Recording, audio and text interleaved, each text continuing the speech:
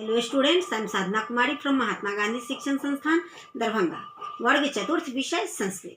बच्चों, आज मैं आपका चैप्टर 15 जिसका कि शीर्षक होलिकोत्सव है, इसके अभ्यास कार्य को लेकर उपस्थित हुई हूँ।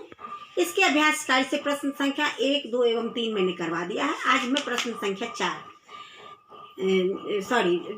तक के कार्य को करवा दिया है। आज करवाऊंगी प्रश्न संख्या 5।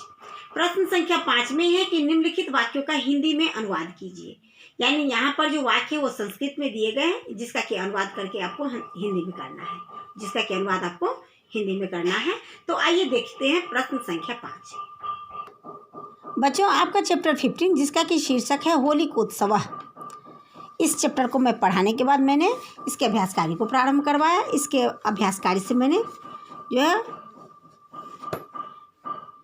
1, 2, 3 जो 3 यहाँ पर प्रश्न है वो सभी को मैंने करवा दिया है। आज मैं करवाऊंगी प्रश्न संख्या 5। प्रश्न संख्या 5 में है कि निम्नलिखित वाक्यों का हिंदी में अनुवाद कीजिए। यहाँ पर संस्कृत में जितने भी वाक्य दिए गए हैं इसका अनुवाद आपको हिंदी में करना है। तो आइए बारी बारी से मैं इन वाक्यों को पढ़ूंगी एवं इसका हिंदी अनुवाद भी मैं आपको बताऊंगी। इसमें पहला जो वाक्य है वह है कि वसंत आगमे आम्रेश कोकिला हर्षोन्मत्ता कूजंती। बसंत के आगमन से आमों पर खुशी से पागल कोयले कूकती हैं। बसंत के आगमन से, जब बसंत का मौसम आता है तो आम के पेड़ पर, जब आमों पर जो है वो मंजर आते हैं तो वहाँ पर इतने खुश हो जाती हैं कोयलें कि एकदम खुशी से पागल होकर कूकती हैं। तो यहाँ पर जो आपका जो संस्कृत में जो यहाँ पर वाक्य है वह है कि वसंत आगमे अम्रेश कोकिला हर्षोन्मत्ता कूजंती।